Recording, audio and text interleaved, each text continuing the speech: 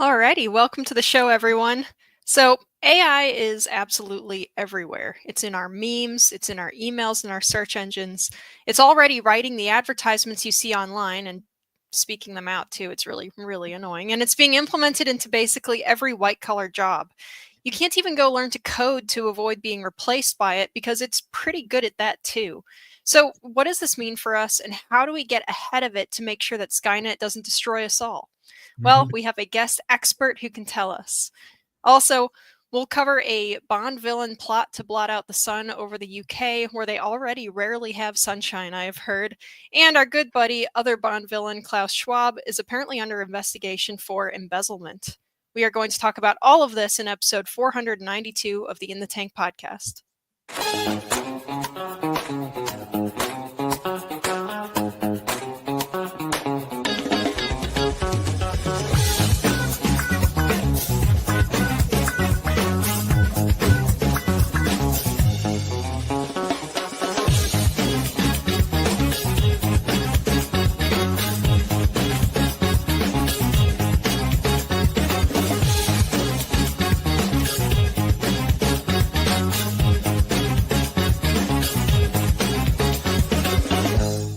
My fellow Americans, this is Liberation Day, waiting for a long time.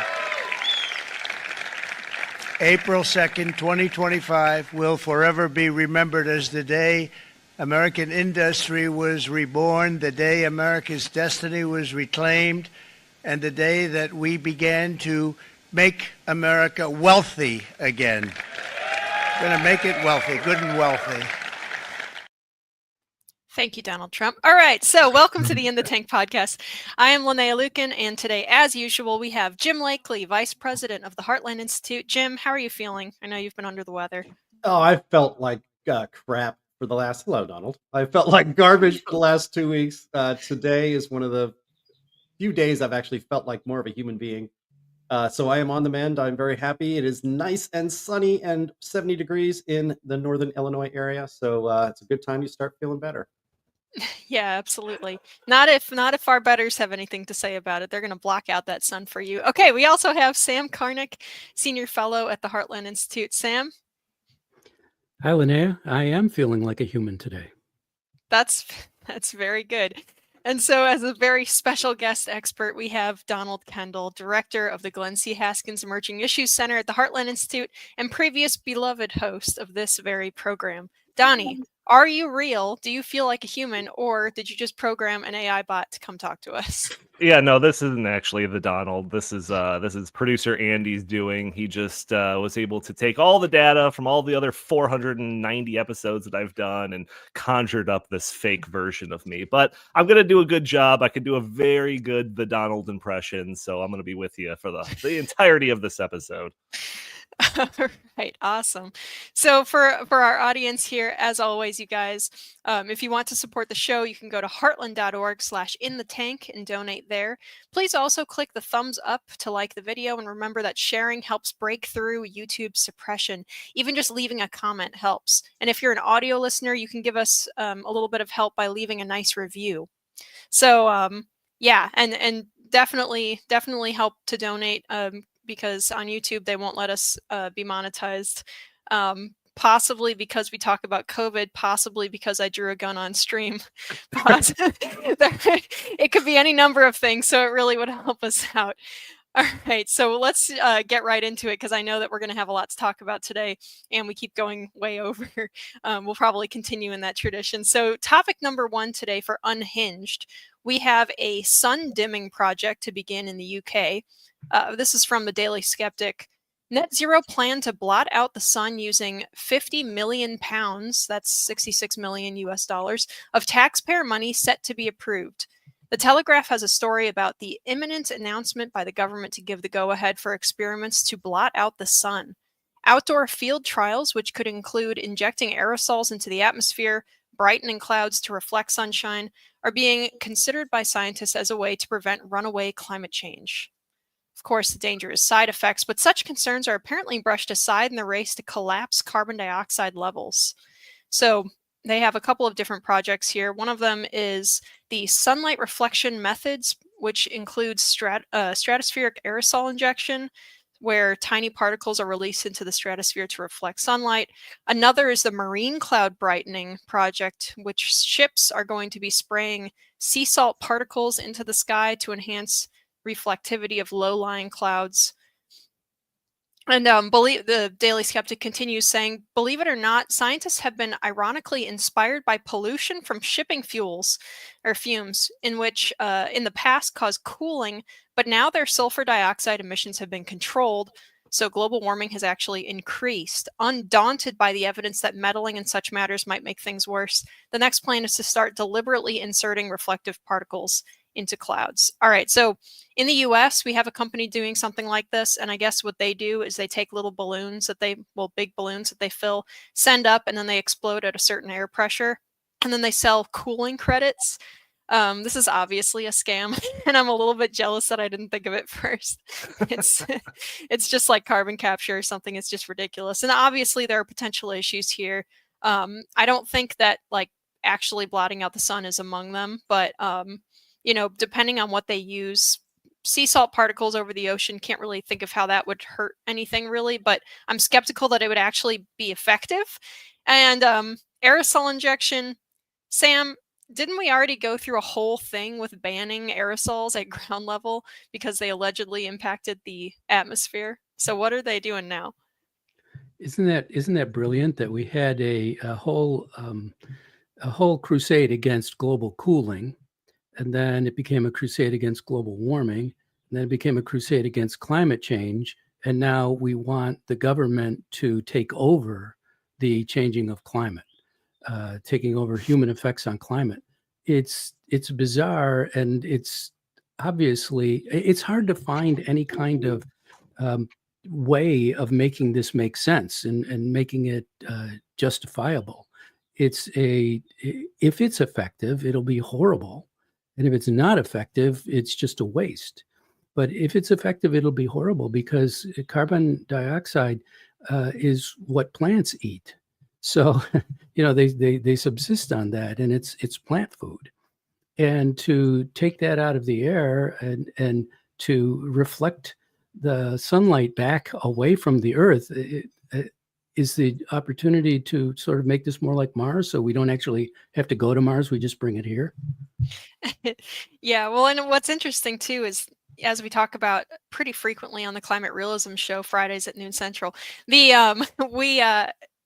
explain that climate modelers and stuff don't really understand what the net effect is of clouds anyway. So the idea that they're so sure that they can do this and that it'll have the intended effect is just crazy. Jim, what do you think? Well, I mean, I think first of all, I want to know is this scheme going to counteract the chemtrails scheme? I know that that's something that's very near and dear to your heart, Linnea. So, just kidding. We're actually going to cover that in the Climate Realism Show coming up pretty soon, as I should say. But first of all, to do this, to blot out the sun in Great Britain is especially cruel. I mean, they get so few really warm, sunny days and beautiful times. And now you're going to blot out the sun. If there's ever a time for another revolution, that might be happening in Britain. Forget about all those just stop oil people. You start blotting out the sun to the poor people of Great Britain when they need as much sun as they can get. That would be great. Thirdly, aren't we all supposed to be going to solar? Isn't solar the future? And now we're going to start blotting out the sun. So this is, we should just have called this episode the real Bond villain episode, because almost every single topic we're covering today sounds like something out of a freaking Bond film. I mean, blotting out the sun look, this idea, I find it, as you were setting this up, Linnea, I was thinking about, we used to have a pretty vibrant chemical industry here in the United States. It's basically been EPA'd out of existence because if you were to spill a tiny trace amount of any chemical into a river, that would be a huge deal. You would be arrested. Your company would go under. But that's still, even if an accident like that was to happen, or if you did it on purpose, which used to happen many, many, many decades ago, if you were to do that, it would be, in the larger scheme of things, a pretty micro accident. And here we are having people who think they have expertise, and they think that they actually can and should rule the world, literally trying to affect the sun and its effect on our climate. This is insane. I'm not a big, there should be a law about this sort of stuff. But who the hell do these people think they are to do something that is completely experimental, untested, and on top of all of that, unnecessary? Because we do not have a runaway global warming problem in this country, or on this planet, I should say. We have thrived at temperatures much warmer than this in human civilization. So this is all absolute Bond villain madness, and somebody needs to stop this from happening. I don't know how that is done, but who do these people think they are that they deign to affect the very weather and climate and the clouds and the way the sun impacts the earth? It's absolutely insane.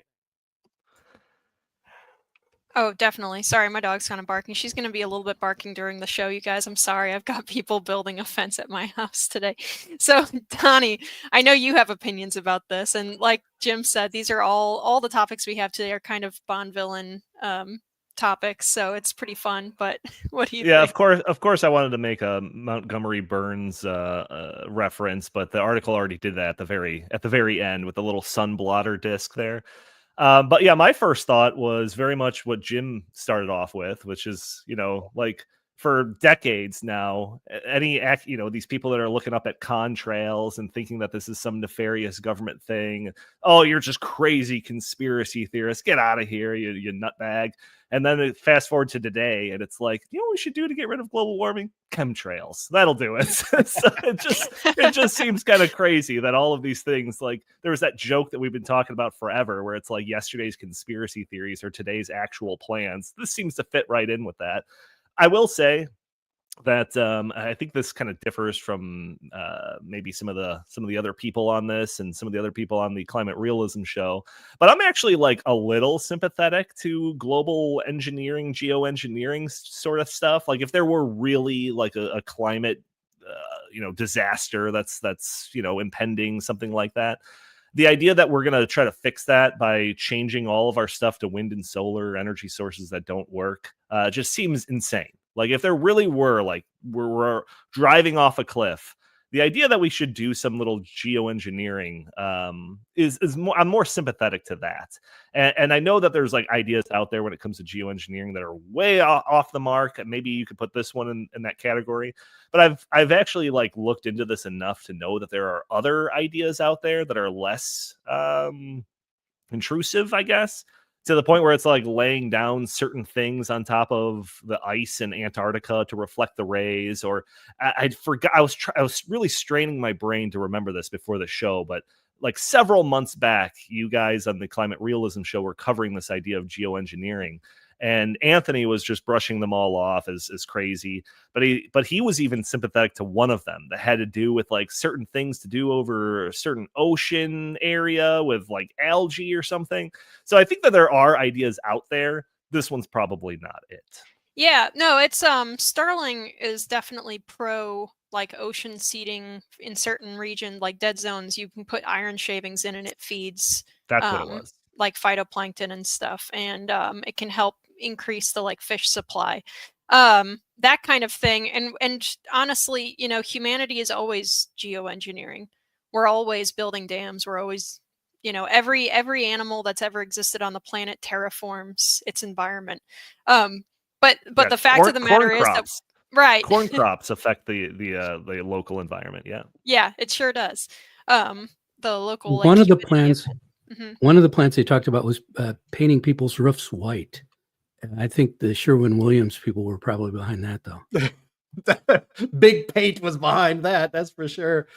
No, I mean, we talk about this on the Clever Realism Show all the time, Linnea, and it's the fact that what we don't understand about the climate vastly outnumbers which we do understand about the climate. And so the idea of taking steps that could have, literally global implications, the rule of, or the law of unintended consequences. It's like even contemplating attempting something like this just seems to me extremely reckless, and it's fed by mania and being brainwashed into climate alarmism, thinking that we need to save the planet. No, we don't. The good news about all of this is if something like this was attempted, the Earth is so resilient that they would probably slough it off like it never even happened. That's what we can hope for. Yeah, like if the sun was acting up, like if the sun was, getting towards supernova or something, I don't think people would have too much of an issue with putting like a giant space umbrella up to try to reflect some of that, like, roasting radiation off of us. But that's not the case that we are living through right now. We are living through, maybe a couple of degrees of warming over the past couple hundred years. And no, it's just madness and it's very stupid. Okay, so I'm going to move us on to the next topic here. And we are once again dealing with yet another Bond villain, Klaus Schwab, who is Donny's favorite person. Reuters reports World Economic Forum launches probe into founder Klaus Schwab over whistleblower allegations. And I just want to say, so they're investigating themselves. I'm sure they'll find all sorts of wrongdoing. For sure. Anyway, so the World Economic Forum announced on Tuesday that it has launched an investigation into its founder, Klaus Schwab, following a whistleblower letter alleging misconduct by the former chairman. The announcement came a day after the 87-year-old Schwab said he was resigning as chairman, effective immediately, without giving a reason.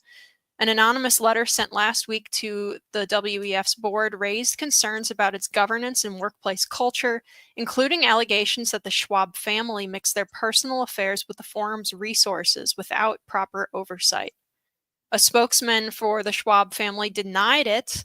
The Wall Street Journal reported the spokesman also told the Journal that Klaus Schwab intends to file a lawsuit against whoever is behind the letter and anybody who spreads these mistruths. Okay. Oops. Here we go again, getting demonetized again. So we have the WEF investigating itself, basically, Donny, and this is right up your alley with Davos Watch.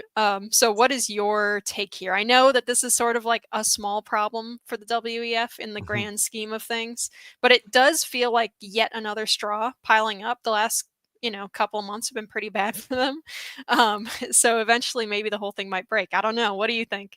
Yeah, I almost want to take partial credit for this. I don't think Klaus Schwab was a very household name up until when we started doing all of the Great Reset and ESG stuff. And then flowing from that seems to be like an endless stream of little stories that are coming out about him, whether it's, a piece suggesting that he's kind of like a toxic person in his office place, or the stories about like the board not being too happy with the direction that he's taking the World Economic Forum, and then him announcing that he was going to be stepping down the early part of 2025, and now this. I feel like we kind of blew him up on the scene a little bit, and it's funny is that I would joke when I would be talking to Justin on the phone, and we'd be going over all of our ESG strategy and everything like that. And I would say, like, oh, Klaus, if your spies are listening to this conversation, just drop $10 million into our bank accounts. We'll never touch this again. And they didn't. So this is what he has to result with, is an internal investigation. In that article, there is an insight into what exactly is being investigated. I just dropped my phone, so just 1 second while I pick it up. But it says, the journal sources said an anonymous letter was sent to the forum's board last week alleging that Schwab had asked junior employees to withdraw thousands of dollars from ATMs on his behalf and used forum funds to pay for private in-room massages at hotels. So I thought that was pretty interesting, because when we'd covered Davos in the past, there was always that story that came up about prostitution and different escort services that are in high demand when all of these world leaders flock to Davos. And it was just like, so are Davos funds going specifically to that? I don't know. I'll put allegedly in there and put some air quotes and some hypotheticals in here so we don't get sued or anything. But it seems like that's the direction that all of this is going in. I don't know if it'll result in anything, substantial. If he's not going to be invited back into the World Economic Forum office or invited to the next Davos or anything like that because of this investigation. But you know what? Considering everything that all the plans that he's trying to enact and kind of the world strategy that he's somewhat behind, all of this couldn't have happened to a better person. Absolutely. And Sam, you're also, keeping your eye on this kind of stuff. So, I mean, one, Donny, thanks for putting that thought into all of our brains that Klaus Schwab getting private massages, allegedly. So thanks for that. Dave ruined. But Sam, what's your take here? This reminds me of the situation with Governor Mario Cuomo in New York State. He did just awful things during the COVID era with the lockdowns and sending people into nursing homes to get everyone sick there. It was really outrageous behavior, and it was all covered up. But then what really brought him down was a sex, can I say that word? A scandal, and he was able to survive the deaths, killings of people that were done through his policies, and it seems to me pretty undeniable that that's what happened. And yet it was only when he was caught up in a little bit of a sex scandal that people said, okay, drop him, forget it, he's gone. And then what? He's back now running for mayor of New York. So I wonder how serious any of these people really are when you have an anonymous tipster saying this, that, and the other. The Wall Street Journal publishes it. And honestly, we don't really know much of anything about this. I think we can probably assume that Schwab is a greedy and ugly person. But we knew that as soon as Uncle Donny brought it to the world's attention over here at the Heartland Institute, we knew that. So I don't know that much will come of this. The ability to undermine institutions here in the United States and around the world is rapidly declining because they have such poor reputations at this point already. Absolutely. And I think, Jim, we have another element of this story to add here. Yeah, we do. I just want to say quickly what's important, why we're covering this story, and we've covered the WEF on this podcast for many years, thanks to Donny's obsession with Klaus Schwab and the WEF. But it's been fun.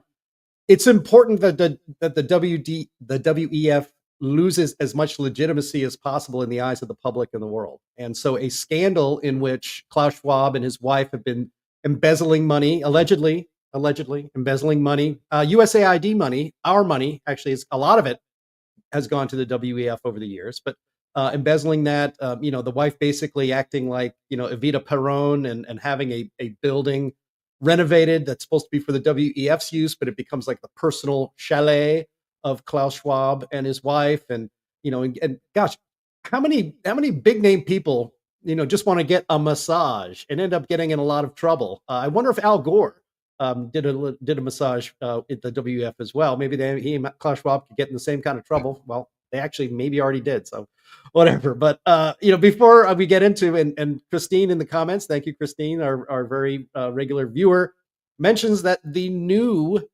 head of the WEF it looks like a Bond villain as well. But before we get to that, we wanted you, since in honor of Donny being here, and we used to have this regular segment when he was the host of the In Tank podcast. It's our Davos Watch drop. I love it. Play it, Andy. Hopefully that.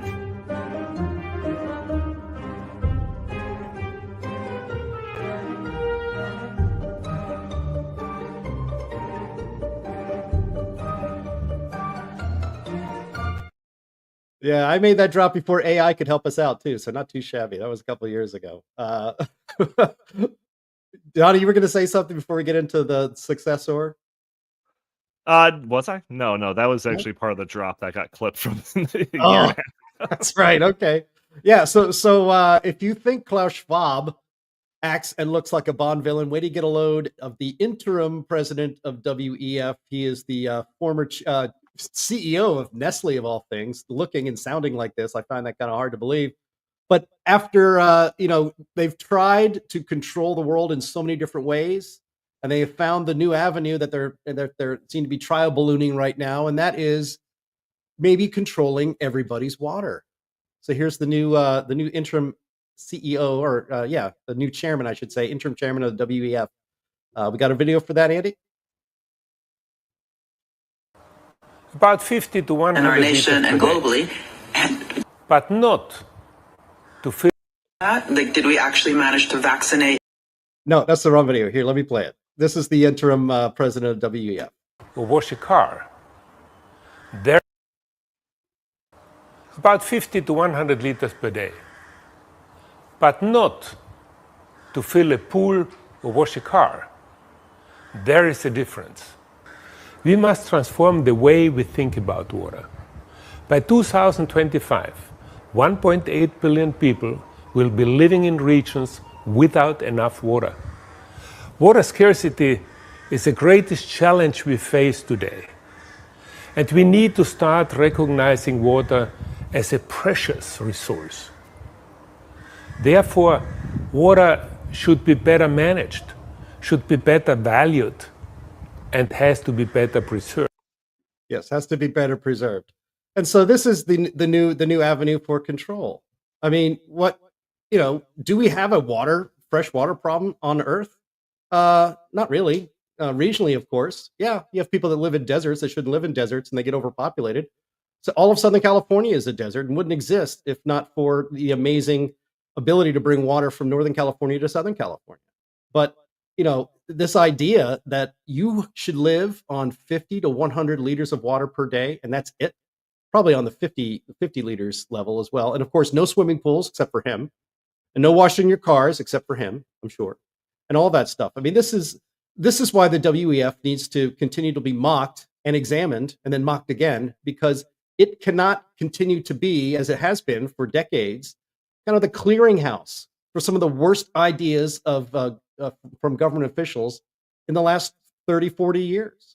And so, the idea that now they're going to control us by controlling water, and that, I just tell one quick story that I think this is indicative of how crazy governments can be and government bureaucrats can be. I travel quite often between Chicago and Pittsburgh, and I take when I get to Indiana, I take the Indiana Turnpike across, or tollway, whatever they call it.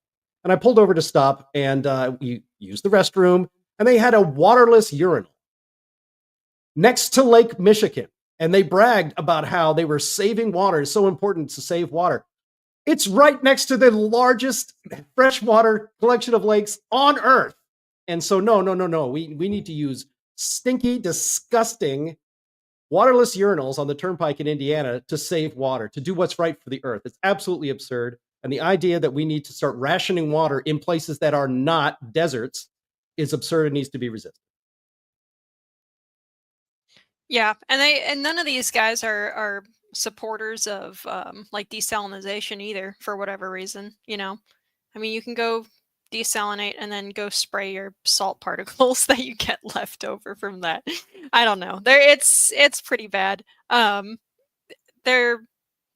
It's kind of like, if you want to look at what the water rationing stuff looks like, look at California, look at places in Colorado and stuff where you're not even allowed to collect your own rainwater in certain cases, because they're worried that it's going to deplete the aquifers if people collect their own rain. They're always all over this stuff. Anyway, so the slow creep and the increase of control over basically everything has touched every single aspect of society. And so our third topic today, I'm going to give it to Jim again because he's the one who brought this to us, but I'm going to read a good chunk of it. So this topic flows also into our main topic having to do with AI, but it's based off of a really interesting article written by Ross Douthat, I think it is, Yep. in the New York Times. I'm going to read just part of it, but it's really worth a read in its entirety. So here we go.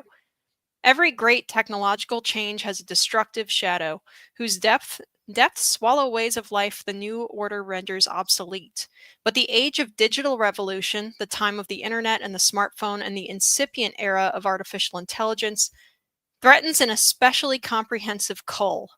It's forcing the human race into what evolutionary biologists call a bottleneck, a period of rapid pressure that threatens cultures, customs, and peoples with extinction.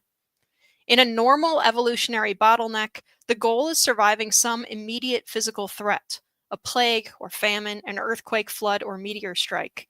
The bottleneck of the digital age is different. The new era is killing us softly by drawing people out of the real and into the virtual, distracting us from the activities that sustain ordinary life, and finally making existence at a human scale seem obsolete. Languages will disappear, churches will perish, political ideas will evanesce, art forms will vanish, the capacity to read and write and figure mathematically will wither, and the reproduction of the species will fail, except among people who are deliberate and self-conscious and a little bit fanatical about ensuring that the things they love are carried forward. So, Jim, you brought this to our attention. It's kind of like, our good friend producer Andy and a lot of other people reference the Matrix all the time with regards to this stuff. But to me, there's definitely some of that, but this also has the feeling of the like far future in H.G. Wells's The Time Machine, combined with like a digital aspect. So you've got the passive and the coddle, the Eloi, whose lives are kept together by those like bitter Morlocks that keep the machinery running underground, and they can only come out at night. And so there's a real dystopian aspect to the direction of the world, Jim. So I'd like to get your thoughts on this piece and why you thought that we needed to cover it. Well, I mean, I think it does dovetail really nicely with the with looking at AI. But it just struck me. I mean, Rouse Douthat is I'm 54 years old. I think he's about that. He might be a little bit younger than me, but not by much. And so I'm Gen X, and I grew up when I was a kid. There were no smartphones. Hell, there were no cordless phones. Every house pretty much had one phone in the kitchen with a long cord. Life was just simpler. I know I'm old man yells at clouds. I realize that. But when I grew up, you got on your bike and you rode around the neighborhood, and you didn't come home until dark. And it was a fantastic time to grow up. And it was really, if you take it to about 1999 or 1998 or so, that was the closing of the window of that kind of world. And it was a world I grew up in and was a young adult in which physical human interaction was the only avenue to friendship, to love, to any relationships, to getting a job, to doing your job in physical form in an office somewhere. That window started to close, and I think is pretty much largely entirely closed. And aside from the nostalgia that I have for that time, and kids today will never grow up in that kind of a world. They'll grow up in something in a world very, very different from that in their formative years. Is the stuff that Rouse Douthat pointed out in this article. It's not just poor kids, they won't grow up in an era like that. It's that as technology continues to progress, it has a very profound and it has a dehumanizing effect that will have very profound impacts on our society that we're not quite grasping at the moment. I did not grow up in the era of dating apps. I didn't swipe left or right to choose, somebody I wanted to go on a date with or have a drink. What? That's right. I had to do it the hard way, the old-fashioned way, and that was go out to a bar and meet people, or see people at sporting events, or see people in school that are in classes with you. Real human interaction, which is, I think, as Ross points out in this piece, a lot harder to do than just swipe left or right and then text somebody for a few days. Again, I'm an old man yelling at clouds. It took me a while to figure out that when a girl says, we're just talking, or I'm talking to him, that means I guess they're texting each other and, talking, but not really seeing each other face to face or doing anything. I don't know. Slang is way over my head, and my old man gray-haired head. But beyond that, and I think we're starting to see the societal effects on it that are bad already. Young people are waiting longer to get married. They're waiting even longer to have children. Family sizes are a lot smaller. This is something that Elon Musk talks about all the time, which I guess is why he's decided to to have 13 kids at least. He's doing his personal part to help the population from collapsing. But when you have one or two generations of adults, of humans that are less connected on a personal level, face to face, that are waiting longer to get their lives started or to start a family, you end up having fewer families and fewer offspring and a declining population. That's just one aspect of the way technology is changing our lives. Just one last quick part, because I can't wait to hear what Sam and Donny have to say about this. But Ross Douthat even mentioned how we will have a generation. We already have generations that really don't even know how to write longhand. They don't know cursive. I had an employee not too long ago who asked me to read longhand because he really couldn't make it out too good. And so I had to read it for him. You get letters written by old people. They write them out by hand on pen, and I can read them, but generations now can't. But we're also going to learn our skills in mathematics are going to decline because you can just ask Grok to do it or ChatGPT to do it. And in fact, eventually, even our ability to code, which created all of this technology, is going to start to decline. It's probably going to decline very sharply because instead of having to learn computer language, you could just ask an AI to do it for you, and they will end up doing it. So as wonderful as the advancement of technology is, it has some really profound and I think civilizationally dangerous aspects that we haven't quite fully grasped. And that's why I shared that. And I think we should start thinking about this and talking about this a lot more before maybe it's too late.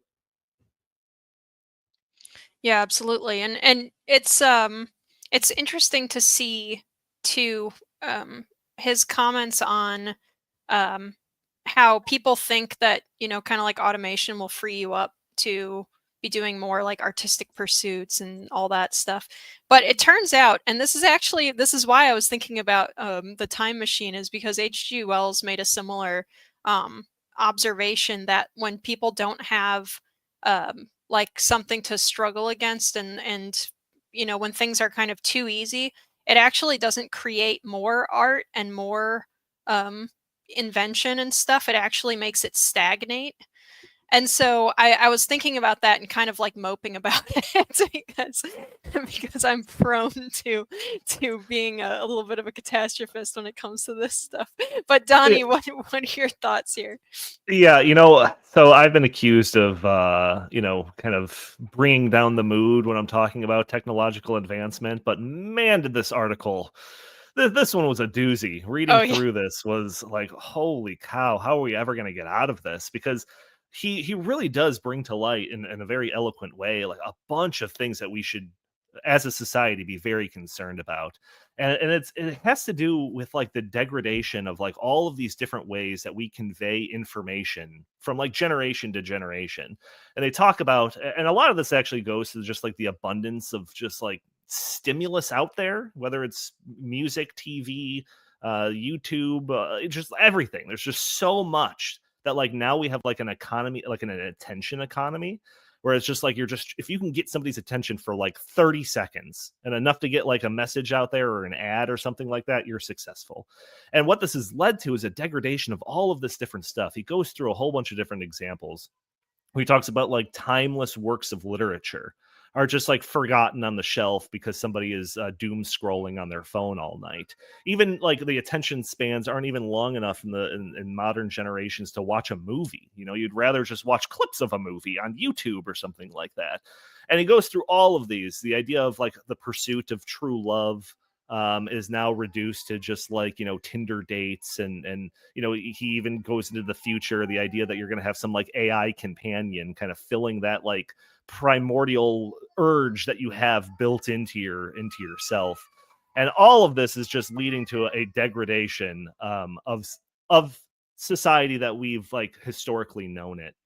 But there's another aspect of it that I've had this thought kind of like, bouncing around in my head for a while now. But this stems from a conversation that I had with Justin Haskins, I don't know, several months ago. But he was talking about we were talking about the pace of technological development, how it seems to be getting faster and faster. And he had mentioned that his grandfather once told him a story about how the Iceman was coming to, would come to his house and drop off a block of ice for their ice box. And he's like, in just like a couple of generations, we went from like an Iceman dropping off ice to supercomputers in our phones, And it made me think about how, you're right. Every generation's getting like progressively different from the previous one. But his grandfather's father probably also had the Iceman coming. And his grandfather's father's father also probably had the Iceman coming, And it made me think that like each generation, like if you go back 1,000 years, a generation from one generation to the next was probably almost identical, maybe like 1% difference or something like that. Fast forward to like the 1900s. And again, generation to generation, maybe slightly different, but still 96% similar, something along those lines. And then you fast forward to 25 years ago, advent of the internet. Suddenly lives are starting to get a lot different from their parents' generation. Jim mentioned the idea of going on dating apps as opposed to like going to a bar and meeting somebody like that. And I feel like it's getting crazier and crazier and more different. And like I imagine this like analogy of like parents handing to their children like an operator's guide, an operator's manual of how to be a well-functioning part of society. And 1,000 years ago, the kids of that generation could read that operator's manual and just like, it's 99% relevant. And then, in the 1900s, that operator's manual being passed from the parents to their children was maybe only 96% relevant. We'll cut out that part about how we have to go into the coal mines or something, but everything else is pretty much accurate. And then 25 years ago, the operator's manual is starting to get a little bit less relevant, maybe 90%, where it's like, yeah, all this stuff about going to the ice cream shop and the soda fountain. What is a soda fountain? I don't even know what that is. Like, well, ignore that. But there's some good life lessons in here. But now I feel like we're getting to a point where it's like the operator's guide that I would be handing off to my child or something is going to be so much more irrelevant based on the rate of change of all this technological development that it might get to a point where he's like, what even is this? There's nothing in here for me. It doesn't talk about AI companions or digital assistants or anything. Like, what are you even talking about, old man? I'm not going to listen to you. And I feel like what we're losing along the way is this like passing of information down through the ages into the next generation, because it's being written off as increasingly irrelevant because the worlds that they're living in are so much more radically different than just one generation ago. And I feel like a lot of that thought is captured in this piece. It's a really interesting piece. In fact, I want to reach out to him and do like a one-on-one interview with him if that's possible. But yeah, it's pretty interesting. I think there's some core things that are touched on that we really have to reflect on as a society. Yeah, Sam, I know you're going to have stuff to comment on for this, and it's what I'd like to kind of propose too is, the idea that maybe we're not taking it seriously enough, the way that it influences the way that your mind works when you no longer have a connection to the past. Like Sam, we were talking about this a couple weeks ago, I think, about how, and this ties to what Donny just said, how, the couple generations ago, there were generations and generations and generations of people who all read like the same literature for a long time. They all had the same, even if it was stuff from, several hundred years ago, if it was like the Travels by Marco Polo or whatever, everyone's read it. So everyone had these common cultural points that they can refer back to and that are understandable for several hundred years in references in other writings, like in the kind of stuff that the founding fathers of the country were reading is the same kind of stuff that people were reading in the early 1900s, but now it's been totally cut off, more or less. It's very interesting. I want to get Sam's take on that, like very rapid kind of dissolution of the culture. Yeah, up until sometime in the medieval era, a normal person could read everything that was important in human output by yourself. You could read it all, and that we lost that. And since we've had the invention of the printing press in particular, we have had such a great expansion of writing that it has become like the internet is now, where you can't find anything good, and there's no guidance. I think, however, that the great futurist Herman Kahn made a very important point about all this, which he quoted the Supreme Court Justice Cardozo, I believe was the name, who had said, "Danger invites rescue." And what's happening here is, I believe that more and more people are looking at the troubles that the changing technology have brought, and asking, how do we get to be more human again, and how do we ensure that the next generations have truly human experiences, as Jim talked about, the dating experience being radically changed. So we've gone through a period of very, very rapid change, and as Donald pointed out, it has just been overwhelming. That it is, you don't even have much in common with people from a couple of generations ago. However, I do believe that because we are human beings and because we have limitations, that we and because we do live in the natural world, we do live IRL, even though we get away from it so much. I think that there is going to be an increasingly strong reaction of people, that dissatisfaction with this entire system that we've developed is going to lead to a progressive, and not politically progressive, but a progressive abandonment of these kinds of distractions. But that will only come after a time of intensified use, as people seek after the dopamine highs that they've been getting from these things, but the effects are diminishing, or as they've had enough of experience with these things, that you don't get the same kick out of it. And so I think that what we will see a return to a more human world.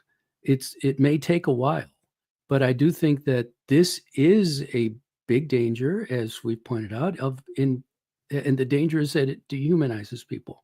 But I also think it is very, very strongly inviting rescue right now.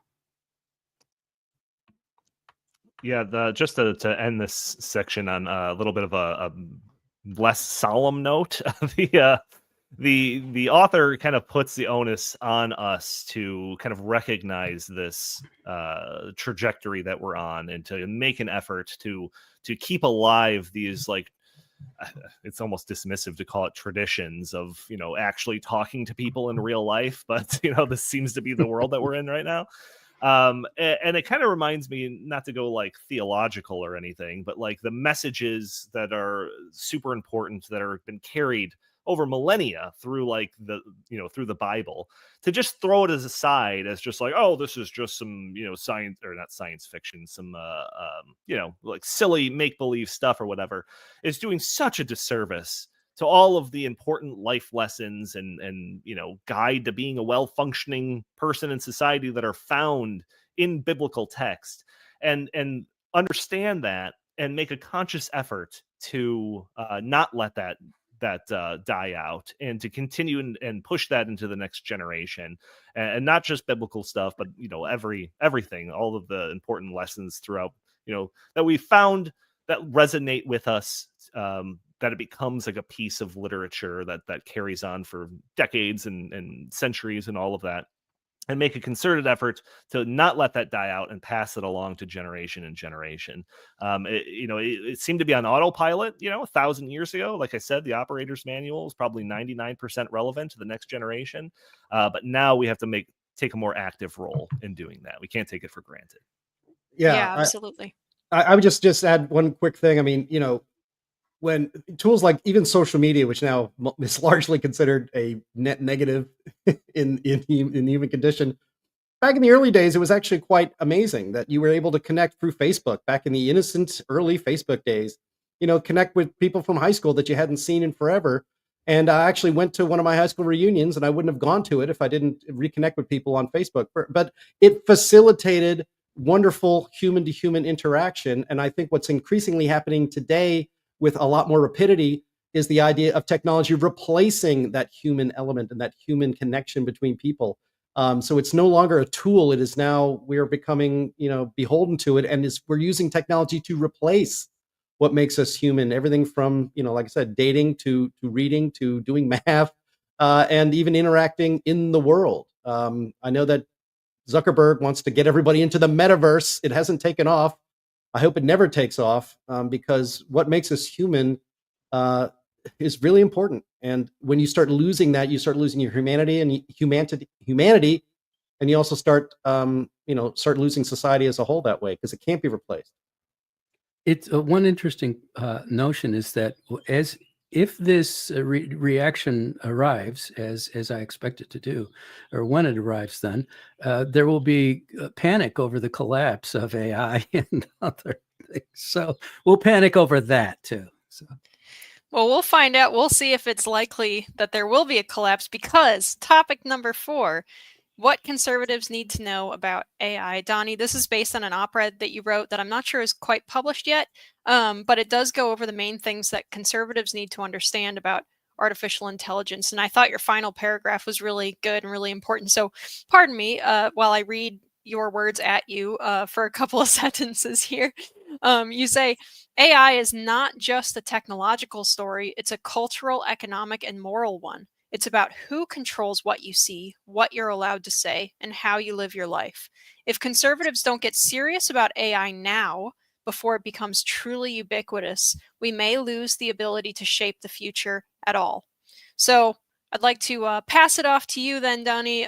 Go over the different sections that you have in this article that you wrote and break it down a bit with you. Your first section is AI is not just another tool. So what did you mean by that? Yeah, so this is actually something I've been thinking about this article for a little while, and a lot of it comes from just personal experiences that I've had, whether it's interviews that I've had on radio where the host just doesn't seem to quite take it as seriously as I'm suggesting that they should, or when I suggest a AI related topic for In the Tank and met with an eye roll emoji by somebody named Jim Lakely, or even some of the comments that I'm seeing in the stream right now, from some of our people watching on YouTube, they're kind of just dismissing it as just like, oh, this is just the new search engine or whatever. It's not that we shouldn't be too concerned about it, stuff like that. So my point of this article is basically that conservatives need to start taking this seriously. We need to acknowledge the potential threats that come along with this, along with all of the good stuff that'll surely come along with AI. But the threats that it has when it comes to individual liberty, personal autonomy, anything like that. And we're doing ourselves a disservice by just ignoring it all and just like focusing on any other thing. Because then the voices that are molding the environment that is artificial intelligence, or the industry that is artificial intelligence, will be completely absent a conservative voice. So I want to make sure, I'll use Klaus Schwab's words here, I want to make sure that the conservative stakeholder has a voice when it comes to this emerging technology, this emerging issue. So I wanted to write this article just to basically like scream, at the choir, like start taking this seriously. So yeah, the first section is just the idea that AI is not just another tool. I think that people kind of dismiss this idea as just like, this idea that it's just like, oh, it's just a word generator or something like that. And,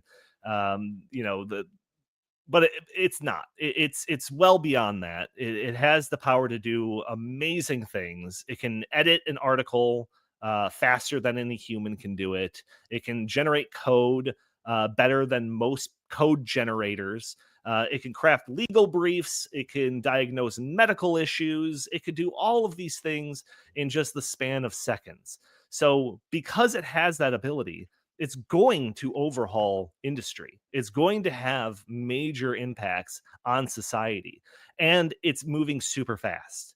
The AI that we were talking about, I remember one of the first episodes we did on Chat GPT, like 3.5, like a year and a half ago.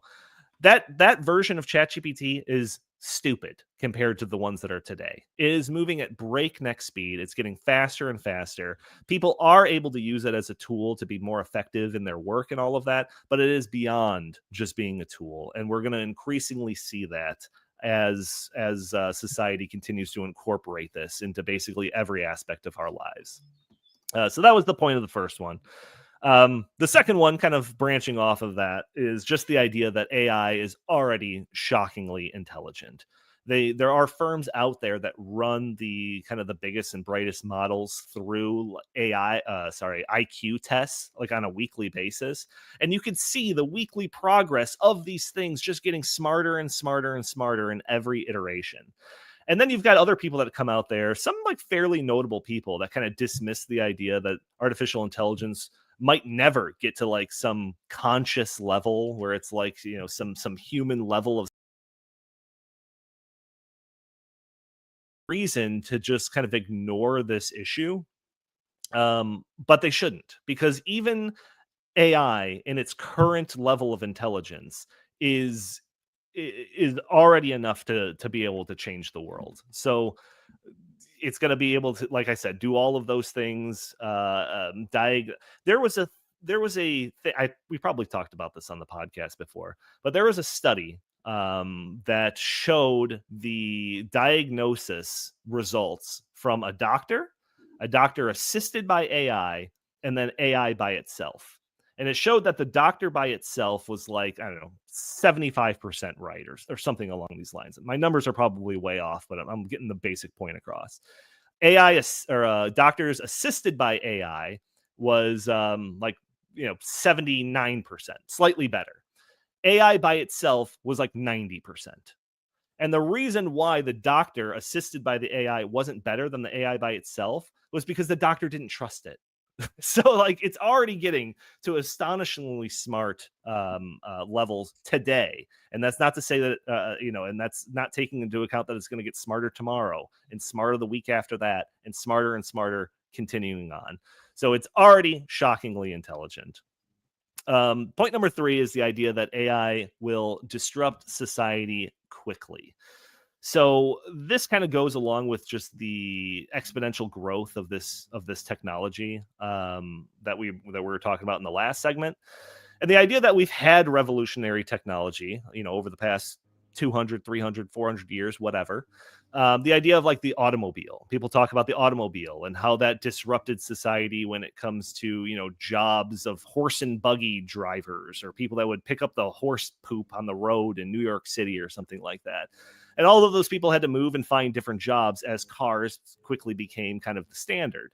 But the thing is that the car took 50 years to become like commonplace. Like it gave society time to adapt to it. The internet caught on a little bit quicker, but even that was a couple of decades between the time that it was kind of introduced to the time that everybody was on the internet. It took a couple of decades. So communications and commerce were overhauled, but over the course of a couple of decades. Artificial intelligence is likely, and it already is, happening at a far faster rate. Where literally 2-3 years ago, when that one politician was kind of dismissing people's fears of automation taking their job, and they threw out there, well, learn to code. That was only a couple of years ago. Now, if you're going into coding, you're insane because robots are going to do it a lot faster than you, and probably at a better quality than you. So the speed at which this is changing society is insanely fast, and I don't even like trying to predict what the future will look like 5 years from now, because I think it's just too hard. So there's studies out there that talk about the job displacement. There's people out there talking about how we might see, because of the advent of artificial intelligence and it being incorporated into everything, we might see businesses accelerate their productivity. but they're probably not going to be hiring as many people. They'll probably let certain roles kind of retire out of being necessary. So that is, that is happening, and we can't turn a blind eye to it. The fourth thing, AI will become inescapable. So I think that there is this idea that it's like, well, I don't use AI, so whatever, this doesn't affect me. And I remember several years ago talking about the internet, like with my grandma. And she had said, like, oh, I don't need the internet. Like, I don't do emails. It's just like you're failing to understand that our entire society has become dependent on the internet.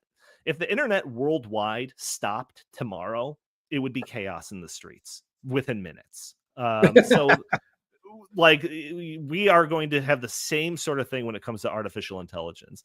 Artificial intelligence is going to be incorporated into everything. When you go to your doctor's office, your kids' lesson plans are going to be crafted by artificial intelligence. All of the different logistics systems worldwide are going to incorporate artificial intelligence. It's going to be a part of everything, whether or not you know it or not, whether or not you're using it to generate anime avatars or not. It's going to be part of your life. So you have to have a voice in it. You can't just sit back and have no opinion about this stuff. And the last thing, and this is probably the most important thing, is that AI can and will be manipulated. And this actually stems, this is the most important part, but this actually stems from an interview that I had done. I was the interviewee. And the interviewers thought of artificial intelligence and algorithms as basically like a humongous computer that just takes information and generates stuff based on that information. So they thought that it would be more or less objective. And I had to explain to them that no, this thing is only as objective as the creators of it allow it to be. And there's silly examples of this. Google's Gemini model, when there was a story that came out several months ago about Gemini's image producing model, that when you would prompt it to generate a picture of like the founding fathers, it would basically have like George Washington, but he would be black. And then they would like, all right, generate a picture of like Nazis in Germany, like Germany, whatever, Nazis. And it would be like an Asian guy or something like that.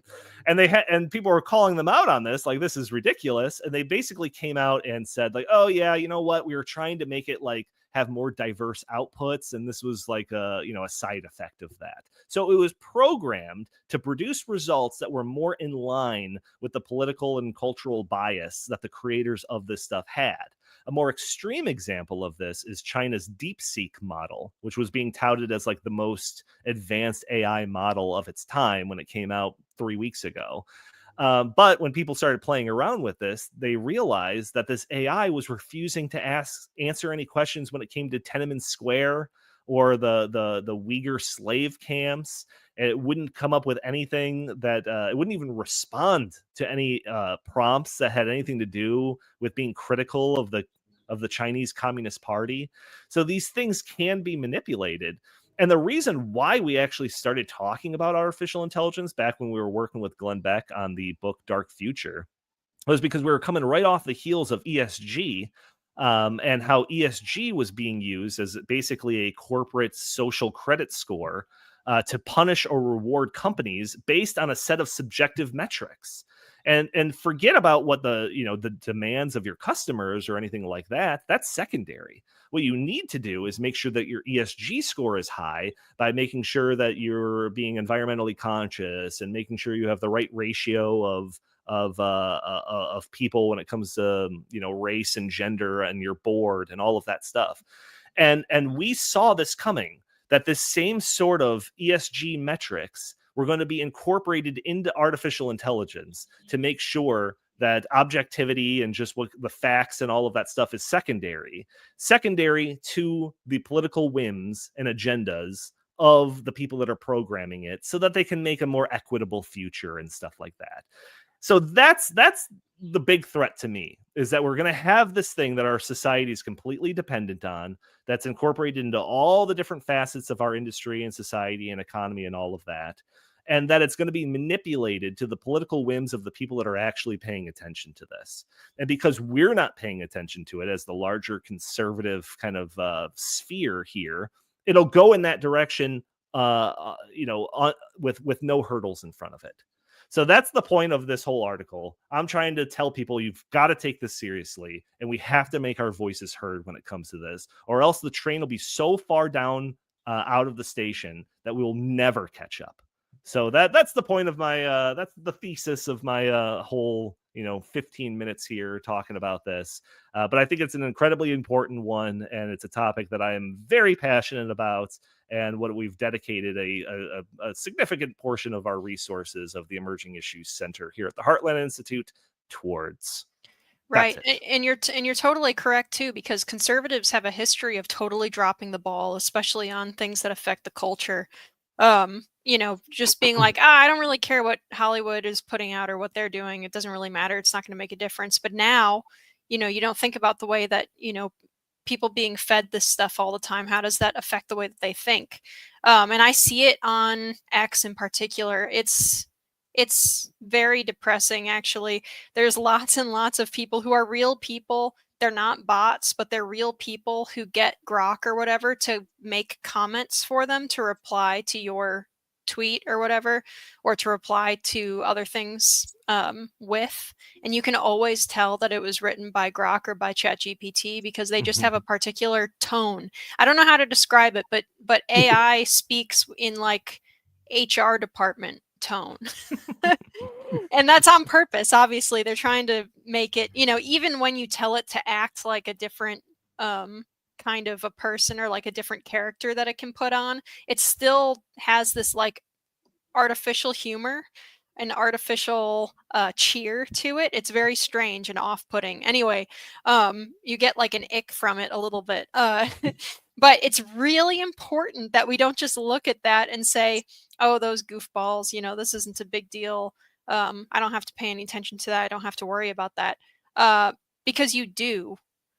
Because if it, as you said, if it does become even more ubiquitous than it already has become, and we're not having any kind of input, we don't have any kind of control over how it's programmed to begin with, then that'll be a battle that'll be lost at the speed of tech advancement. I mean, yeah, I was looking through kind of the history of this idea of these like international organizations that are trying to put mandates or guidelines when it comes to AI production. There is a report that actually came out pre-ChatGPT that I actually kind of find interesting. It was like 2021 report, and it was from UNESCO, and it was this thing that was just guidelines for AI development, and it was just basically like 150 different bullet points, and a lot of them were fine things that even I would sign on to. But as you're looking through them, there are several that have to do with making sure that it takes the threat of climate change and sustainability into account, and make sure that it's like promoting concepts of equity and all of this sort of thing. That it's just like those are like actual metrics of ESG that they're trying to have all of these different, whether it's government regulators that are, influenced by UNESCO's report, or just these industries where the industry leaders are invited to Davos, things like that.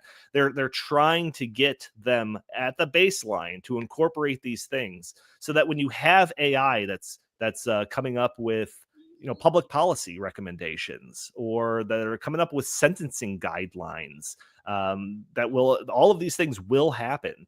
They might, from a foundational level, be manipulated by these sorts of things that are outlined in these international organizations' guidelines lists.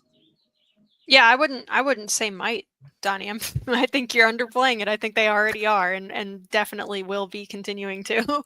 It's, even something like Grok, if it's pulling from Wikipedia, at a minimum, if it's pulling from Wikipedia and Wikipedia has the slant that it has, then that's the slant that it will have. It's garbage in, garbage out. But it's Jim, there's there's obviously definite benefits to AI. There are good things that you can produce, not just in terms of, not having to do kind of like busy work type jobs. But also, there is some stuff that can be cool and fun that you can do with it. Such as Jim making anime avatars of everybody. But that's like goofy, innocuous stuff. But some of it's not so goofy and not so innocuous. Yeah, I mean, first of all, just to go back, speaking of the, the political leaning of, or the biases that Grok or ChatGPT may have, I saw on X that somebody sent Grok one of those political tests. The things with the four quadrants where it's, libertarian, libertarian, conservative, socially, all that kind of stuff. And Grok ended up being, and ChatGPT too, although I kind of don't believe that, but it ended up being more conservative and libertarian leaning according to that political test than I would have imagined. In fact, it was in the libertarian conservative block, but it was, all of the results were near the center, which I guess is encouraging if you can have trusted that. I didn't look into it more than that, but the thing about AI, I use it. For instance, I will often take a clip. We will take clips of this live stream and then post them up later on our YouTube page, so people can just kind of, if they're interested in this one topic or they missed the show, they might want to just watch, 15 or 20-minute segment where we're talking about a topic. And frankly, just for speed's sake, I will grab the transcript of that and I'll feed it into Grok and then also ChatGPT and say, please read this transcript and give me a summary that's good for a YouTube video posting, please. And literally 2 seconds later, it's got a really nice description of that. And then I will massage a word here and there, but the punctuation is correct. It's really convenient for me to do that. And that helps things move even faster. And you can even suggest a title for this video that would go viral on YouTube, so who knows how much faith to put in that, but it'll give you a pretty good title. And in fact, we've used, we posted a video yesterday based on a clip from the Climate Realism Show talking about climate anxiety among America's youth. And one of the reasons I really wanted to post that video was because I asked Grok to make me a thumbnail of children having anxiety about the climate, and it came up with a really amazing image. And then I said, "We'll have a tear coming out of his eye," and then they put a really pretty good looking tear. Now it wasn't photorealistic, but it was stylized as realistic, so it looked really cool. You can just go to our channel right now and check it out. That's amazing. And literally 6 months ago, you couldn't do that. And this points to how fast these things are happening that Donny had mentioned in his examination of this op-ed that you should be looking out for either at Town Hall or Red State or somewhere where it's going to be published and read the whole thing. How quickly all of these things are happening. About, what was it, Donny, 2 years ago when ChatGPT hit the scene and people used ChatGPT. And look, I've been a writer. I was an English writing major in college. I've been a journalist or a writer my entire professional life.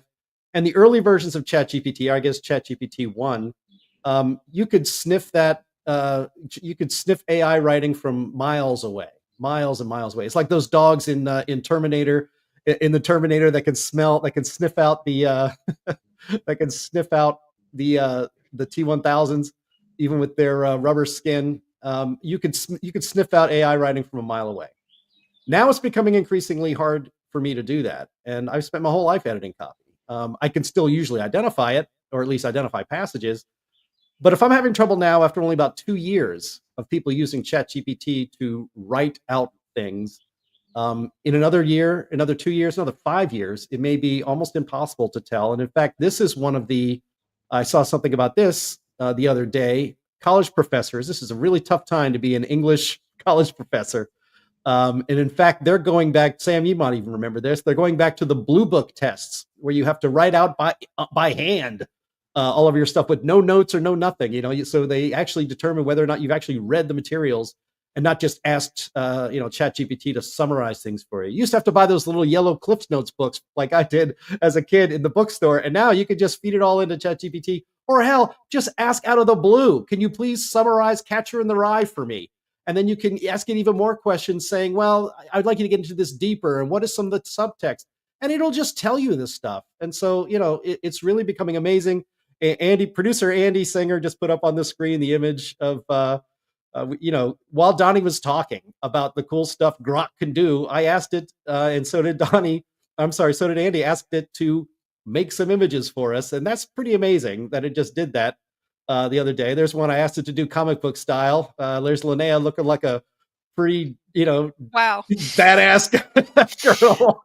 I don't know what's going on there. Yeah, and I look pretty crazy. And then I also asked it to make, while Donny was speaking, I asked it to make an anime image of Donny, and it literally did it in 15 seconds. And I pulled it up into the studio here so we could share it. So, it's amazing, and it's a lot of fun actually. But where is it taking us? Where is it taking us as human beings? And really, what is it going to do to creativity? We will still need artists. We will still need artists, visual artists. We'll still need writers. We will still need musicians to make music. Although we're already seeing that. Producer Andy knows this probably better than anybody, that AI music production is ramped up pretty well. I'm not much for modern music. I could probably not tell the difference between AI and actual hit song on the top, the Billboard Top 200. Who knows? But we're still going to need the human creativity. As many people in the comments have noted, all AI can really do right now, and Donny, maybe this is true or not. You can tell me if it's true or not. But all AI can do right now is to scan all of human creation, or as much as it can get its hands on, and regurgitate it back to you in the parameters that you put on it. That it can't really create anything of real value. But if that's not true now, I can see it being true that it could do that in the future. Yeah, no, the one thing that they're actively working on is more of like the kind of the logic components of this. Earlier versions of ChatGPT were very bad at math. You would ask it to do something, and it would generate some it looks good. It would come up with some equations and formulas, but you're like, nah, I don't think that's correct. But now they're really putting the kind of the logic aspect of it.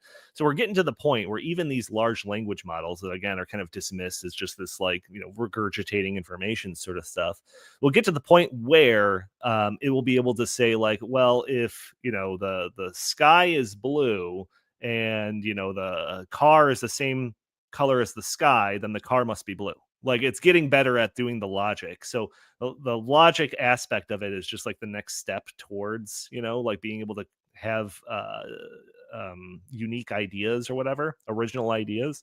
So yeah, any limitation that anyone's, remember, it wasn't that long ago that everyone would be like, oh, that's clearly AI generated. You could tell by the hands are messed up. That's not a thing anymore. They do hands great, So any shortfall of artificial intelligence that's identified today will be fixed tomorrow.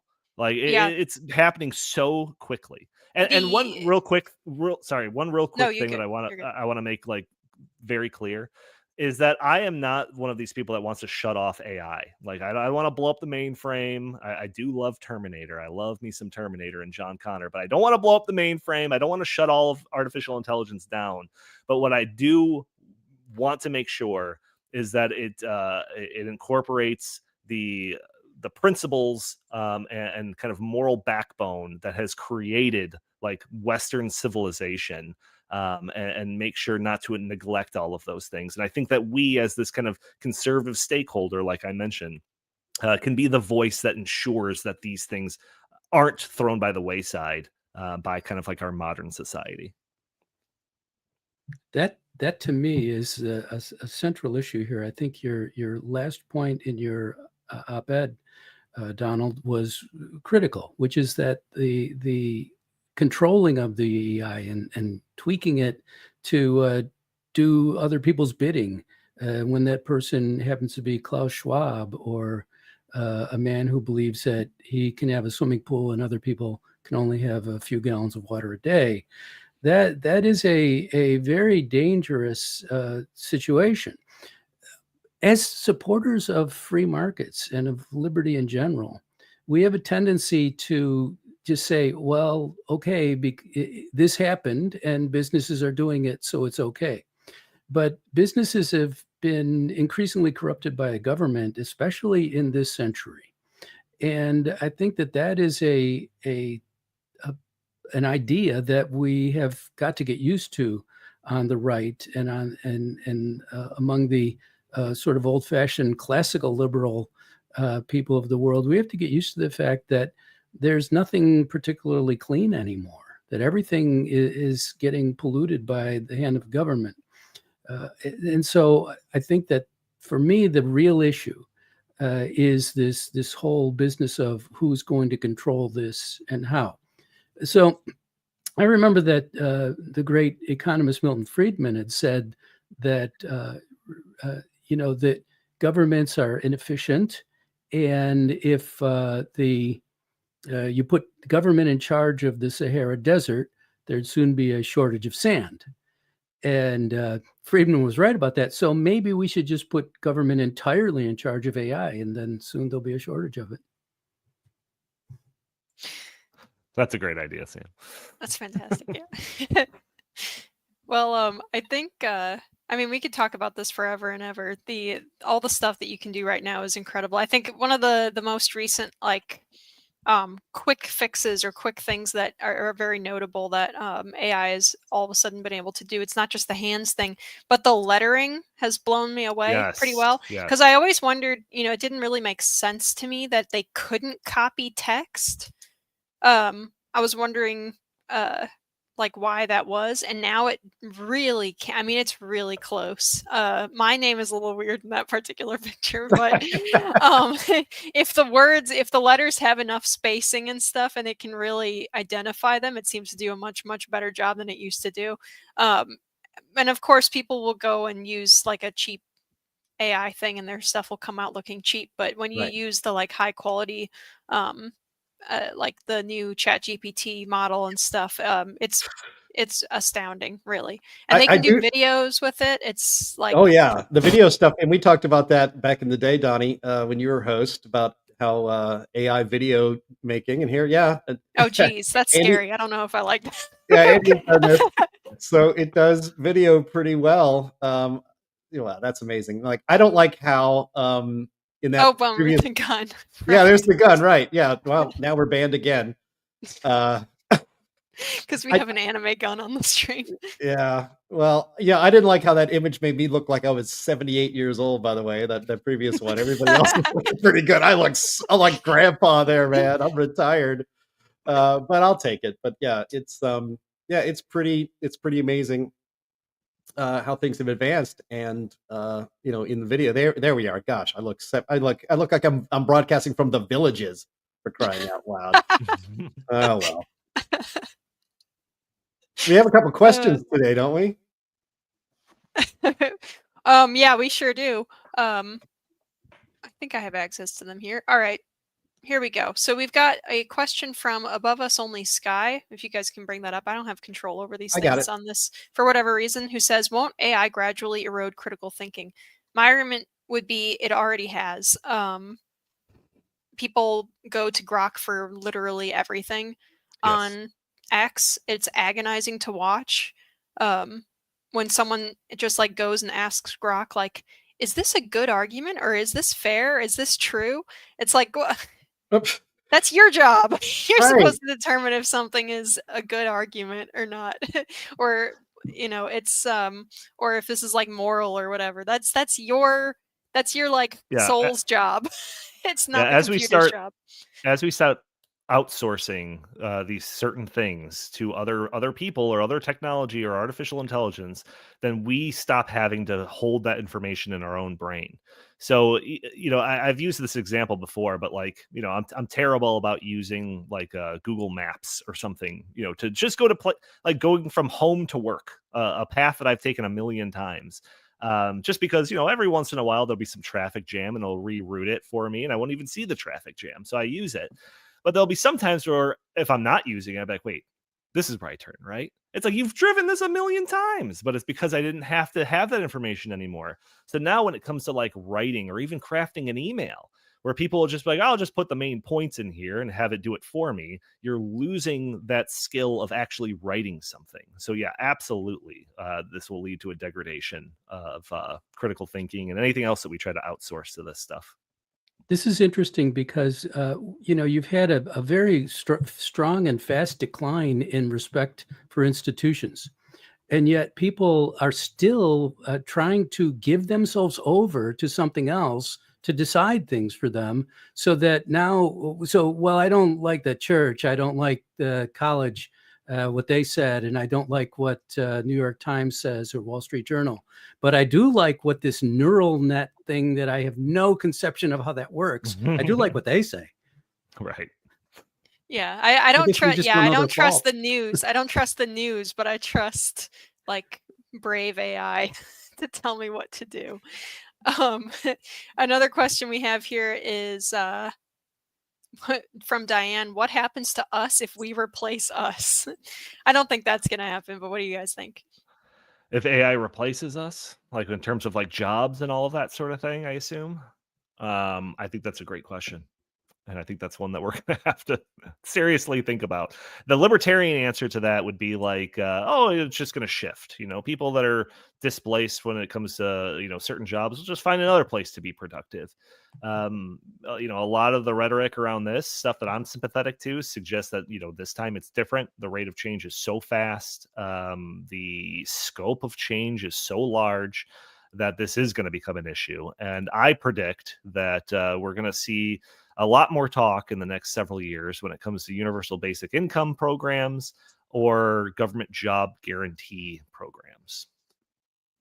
Yeah. The center of human existence has always been scarcity, that we have to dig food out of the ground and husband animals in order to get clothing and the like, and that we had to build our own shelter, and the kind of world that we're building here does seem to be likely to make it sort of a time machine situation where you have the Eloi and the Morlocks. And I don't know if I wouldn't rather be a Morlock than an Eloi. So many Terminator. So many Terminator references, so many time machine references in this episode. I love it. Yeah, it'll keep coming too, because there's a lot of things that we could look at. I haven't even started talking about that hideous strength yet, and that's one I like to quote all the time too. All right, so from Chris Nisbet, we have, how long before humanoid robots start replacing workers at a large scale? What will people do when that happens? That's all. I don't know about the humanoid robots thing. There's a limitation. There is a limitation to computer stuff that is a physics limitation. That's real and that's yet to be overcome. There's also a physics limitation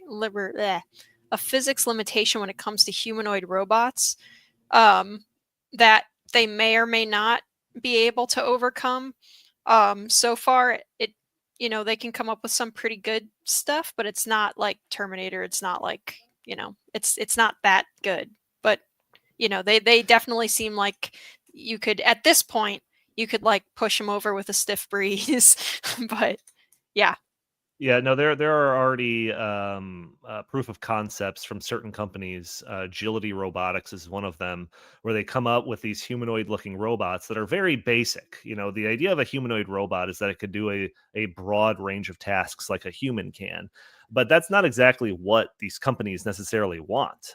They want something like Amazon, for example. They want a thing, whether it's a human or a robot, whatever, that could take products off of one area, bring them over to another area, put them in a box, put that box on a conveyor belt. So there's these places, like I said, Agility Robotics, that are producing these things. So, the jobs, hundreds, thousands of jobs that are in like one Amazon fulfillment center could be replaced by robots that don't have to sleep. They don't have to worry about their liability lawsuits if they, a box falls on them or any number of things. Them striking. The robots aren't going to strike anytime soon. They don't need a cry chamber. They don't need exactly. So yeah, and then the second part of that question is, refer back to the previous question. Yeah, I would say there's no reason for it to be humanoid for it to take jobs. Like a conveyor belt isn't humanoid, but it took jobs from people who used to have to carry a thing from one side of the warehouse to the other. So right. We do have a historical precedent we could look at, which is that a long time ago, human effort was replaced by animal effort. and it made a big difference in how people lived, but it didn't get rid of work. It didn't get rid of human nature. It didn't get rid of humanity. And then when it changed to from animal work being replaced by machine work, the same thing happened. But it did make things a lot different. Yeah. And it could be that AI and robotics will change things even more significantly than regular machines did. We don't know. I do know that people will remain people, and the Klaus Schwabs of the world and others will, Rosie O'Donnell's of the world, just using these weird examples there, will do their best to make the world live in their way and to do their will. So I think possibly the excitement ahead of us is this attempt by people to take over through these new methods. I remember when Obamacare was being passed, I believe it was Nancy Pelosi who said, if we pass Obamacare, then people, or maybe even a universal basic income, then people will have the freedom to become poets and artists and all that stuff. No, actually, it'll free people up to play more video games and watch more Netflix, and so basically the answer to that is what will become of us. Well, that's up to us, and it's the desire to do something more with your life and to create meaning that is beyond the physical, or even beyond what an AI or any kind of machine can do. Absolutely. All right. Let's go. What are the copyright law implications of AI, says William. That's already kind of being fought out. Suno AI is an AI music application, and they're going through a lawsuit, as far as I know right now, because basically how their AI models work is they just upload like all the music into it, and then it constructs what you ask it to construct, basically by like not quite sampling, but something kind of similar to sampling from all of those things.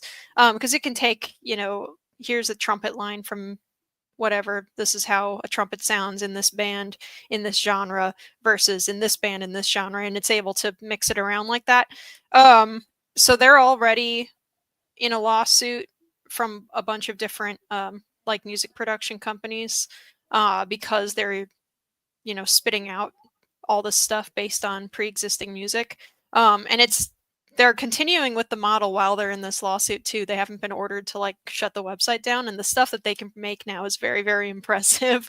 Even with like the voices and stuff, which is, I think, definitely where you're going to see a lot of the copyright issues come in, are going to be like if people are trying to use actors' likenesses without permission, if they're trying to use vocal stuff without permission, which already happens in memes, but that's kind of different than distributing something for like monetary gain. So it's all going to be fought out over the money, I think, and not so much, here's a, I don't know, here's an email prompt. That's probably not going to be an issue. Well, let me go ahead, Donny. Sorry. Well, there's kind of two sides to this that I see. One is the inputs, right? So a lot of this is like, you're infringing upon copyrights by having your models being trained on all of this pre-existing stuff. Like, we as those creators of that original stuff should be compensated for it. You shouldn't be allowed to just use it to train your models. So that's being fought out specifically, and I think that's probably the biggest issue that'll be bored out over the next, I don't know how many years, to a point where like Sam Altman, who's the head of OpenAI, he's come out and said like it has to be considered fair use. Like, if this isn't considered fair use, then basically that nullifies all of these AI models that we have. And if we do that, and we're not allowed to do this, China's not going to have that same limitation, and they're going to destroy us when it comes to AI production and everything that comes downstream of that. And he actually went as far as suggesting that this is like a national defense issue if we were to put these copyright limitations in how we train our AI.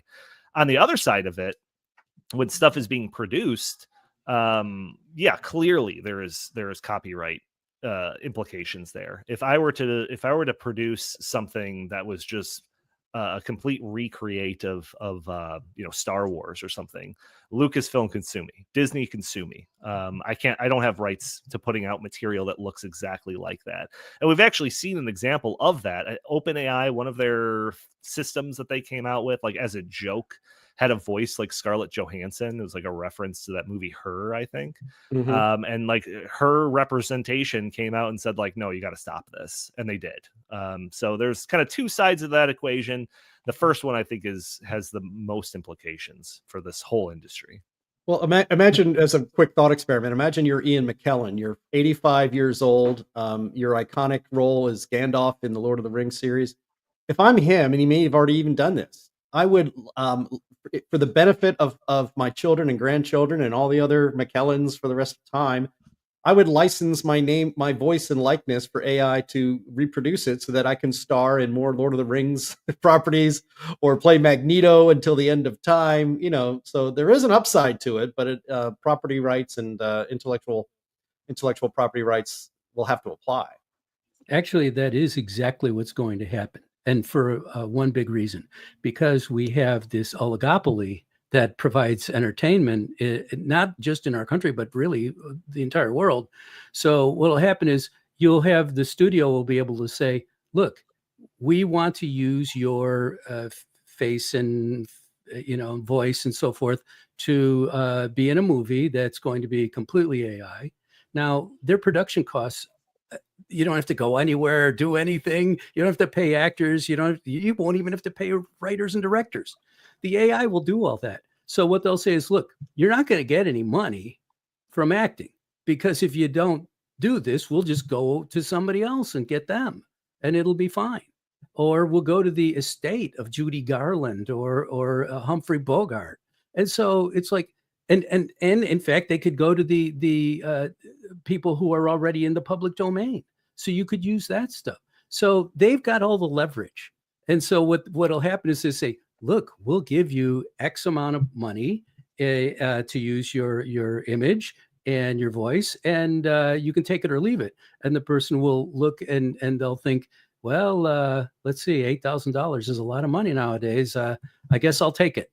And that's really what's going to happen. It's whoever has the power gets to decide these things. Okay, I want to pull up one more question. I'm going to pull up Squidward's question. Thank you, Mr. Squidward. It says, where will the power and cooling for the AI data centers come from? That is the physical constraint, I think. That's going to end up being the big physical constraint on AI. Because I'll tell you what, it's not coming from wind and solar. Just going to say that. Not wind and solar. It might come from hydro, probably, in some areas, in very specific locations. I think they're already doing that for certain types of data centers. But yeah, it's not going to come from wind and solar. So can I just say that I think that this question is at the heart of what has killed the global warming alarmist movement. Like, doesn't it seem like a little bit more dead than it has been even in the last several years? Like, Greta is out, like, marching against Israel. Like, she's like, I got more important things than the world ending. Like, I think there's just this realization that there, like I said with Larry Fink when we did that episode a long time ago, we're not going to be able to power all of this with wind and solar. Like, we have to move to reliable sources. We have to prioritize reliable sources. And there is so much money being poured into artificial intelligence, trillions of dollars, that there's no way that they're going to kneecap it by just doing wind and solar. It's insane. It won't work. Come on, we know where the energy is going to come from. We've seen the movie about this. The human body is quite the battery power. So that's what's going to happen. One of the things that we've come across is that the Moore's law seems to be no longer in effect, or at least receding, where you would double the processing power of a chip every 5 years or year, whatever it was. It's the processing power is increasing much less rapidly now. So that would mean you would have to have much bigger machines. So my expectation, my prediction is that where this will move is to the software side, that they will find ways to chop up code and feed it in faster through, because I should note that your processor doesn't really use much of its capacity. It'll say that we're using 80% of it, but that's just because there's a whole lot of junk there that doesn't really need to be there to do what you need done. And when you're looking at high level things like making a movie or something, they're going to be extremely efficient, and they're going to search out much greater efficiency as they move along, and they have money to do it. So my guess would be that it'll be on the software side, that you can slice up this code and blast it through the processor. Yeah, I mean, there's a couple of things. DeepSeek came out and it was suggesting that it required like so much less energy and input than the ChatGPT. There's dispute about that, and a lot of accusations that DeepSeek just stole ChatGPT's stuff, all of that. But surely there's some room for the idea that these things will become more efficient, these systems will become more efficient. And then what would really just blow up any potential bottleneck is quantum computing. And the idea of like real pure quantum computing is this concept that people think might even be completely theoretical. We literally have like DARPA working on it, but there has been movements for like quantum computer chips. So as that technology advances, like it surely will, that'll blow up any bottleneck when it comes to limitations on artificial intelligence. And one real thing before we like wrap up or whatever, Jim made mention of my article that hasn't been published. It has been accepted by The Blaze, so you can go and check that out in probably a few days. And you'll be able to find if you look now, you can find my profile on The Blaze that's got several articles. One of my most recent ones is specifically about the Terminator and James Cameron. I put a lot of Terminator references in there. It's like my favorite piece that I've ever written. But yeah, check out my profile over there at The Blaze. Cool. It'll be there it is. soon. There it is on the screen. Look at that. Very good. All right. Thank you guys so much. Well, that's all the time we have, unfortunately, for today. Thank you, everybody, for tuning in. We are live every week on Thursdays at noon Central on Rumble, Twitter, YouTube, Facebook, all those places. For audio listeners, please rate us well on whatever service you're using and leave a review. And thank you so much to all of our panelists here. Donny, we're going to have you back again. What do you have to pitch for us here at the end? Oh, we're doing a whole lot of stuff. We just released a bunch of different reports. One on the Trump Tax Cuts and Jobs Act that's getting a lot of attention out there.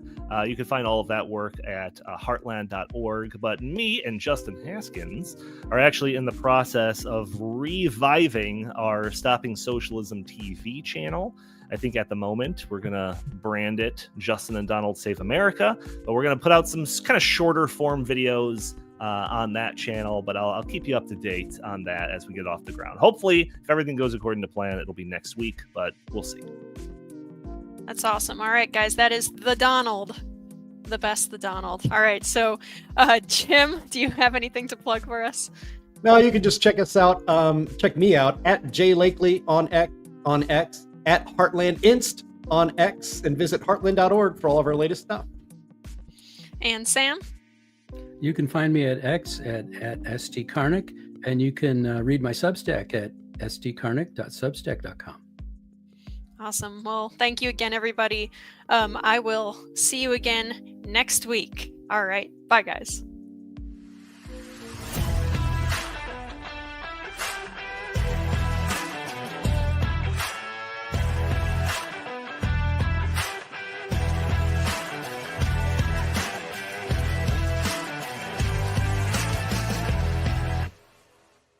What we should really do right now is just sit around and talk about all the times back in the day when me and Barack would run around the hallways of the White House with candies, and we'd snip the kids' hairs as we gave them candies.